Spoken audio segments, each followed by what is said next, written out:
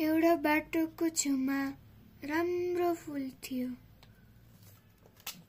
एउटा बच्चा त्यही छेउमा घुमिरहेको त्यो फूललाई देख्यो अनि उसलाई मन पर्यो।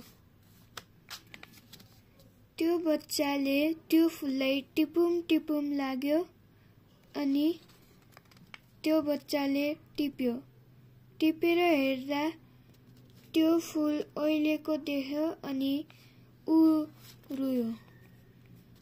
एउटा सन्त बाटोमा खुसीले हिँडिरहेको बच्चालाई देखेर उसको छेउमा गएर टाउकोमा हात राखेर भन्यो, "बाबु, तिमी किन यसरी दुखी भएको?"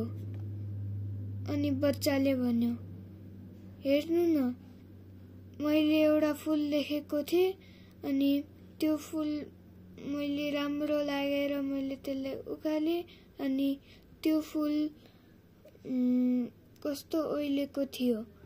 अनि सन्तले भन्यो, "के हुन्न बाबु, अब यसकै ठाउँमा एउटा नयाँ राम्रो फूल रोप न।"